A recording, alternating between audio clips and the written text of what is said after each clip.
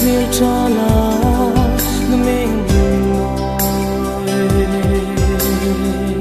leng tin phuoktu cho sin siri zaling la hin ka tung ai no nang ang Hmeltha le lung dum tu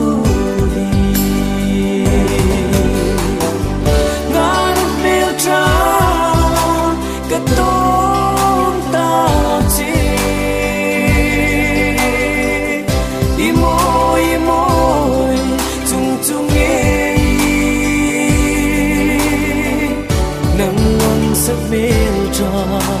hi tông lộc tiếng căn ring ngô y sắc mel mo na liem val tin an vui sa leng lai hin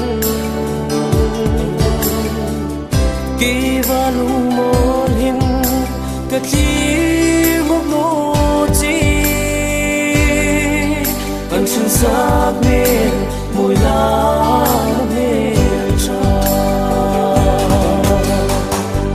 ngàn Hmeltha cái tôm ta chi đi môi chung chung nghe nắng sắc Hmeltha hi tông lộc tiếng căn ring ngô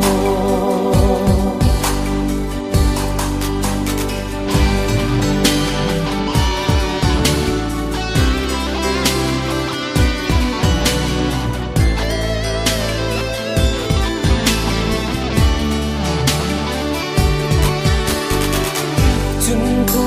na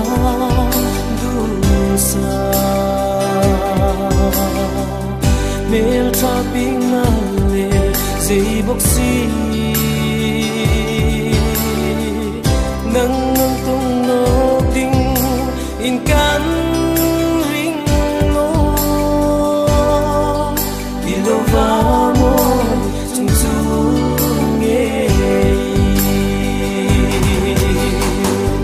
ngan Hmeltha ka tôm ta chi môi